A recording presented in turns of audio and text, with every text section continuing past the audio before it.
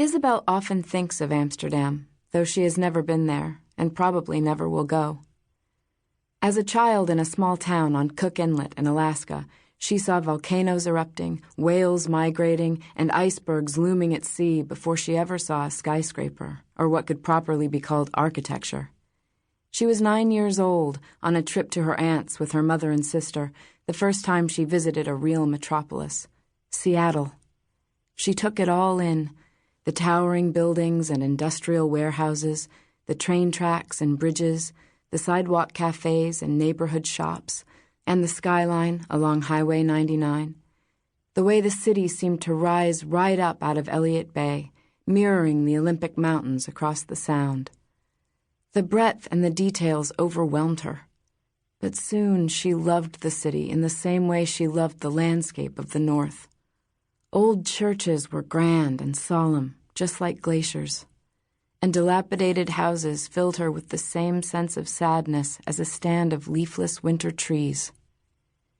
She began collecting postcards of other cities, Paris, London, Prague, Budapest, Cairo, Barcelona. She borrowed books from the library and watched old movies just to get a glimpse of these other places. She imagined visiting them, walking the streets, sleeping in creaky beds in hostels, learning a few words of every language. Isabel finds the postcard of Amsterdam on Thursday evening at her favorite junk store across from the food carts on Hawthorne. It is a photograph of tall houses on a canal, each painted a different color, pressed together and tilted slightly, like a line of people, arm in arm, peering tentatively into the water. The picture has a technicolor glow, the colors hovering over the scene rather than inhabiting it. She turns the postcard over, expecting nothing, an antique white space never utilized, like others on the rack, bought decades ago on long-forgotten vacations and never mailed. But Amsterdam had been stamped. Amsterdam had been posted. The postmark is dated 14 September 1965, and there is a message, carefully inscribed. Dear L, fell asleep in a park, started to rain, woke up with my hat full of leaves. You are all I see when I open or close a book. Yours, M.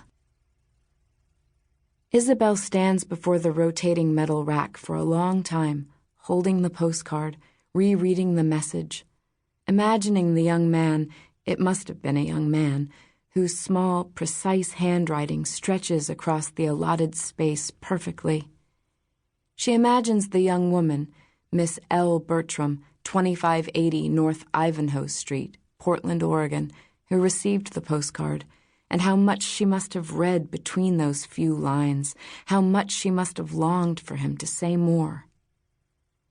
Isabel turns back to the image of Amsterdam, wondering if the houses on the canal still stand, or if they have succumbed to time and damp. Amsterdam is one of those low-lying cities, she thinks, remembering a New Yorker article about melting ice caps. She searches the rack for more of Amsterdam and the correspondence between M and L, but finds none.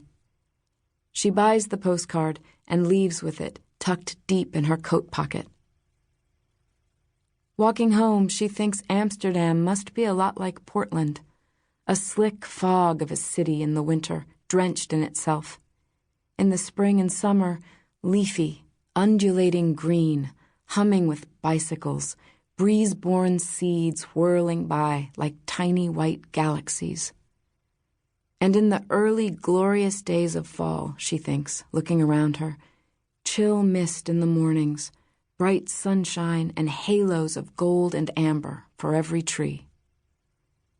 Back in her apartment, she pins Amsterdam to the wall above her bed, beneath another old postcard, 4 brightly painted totem poles, and a few muskeg spruce leaning over a marshy inlet.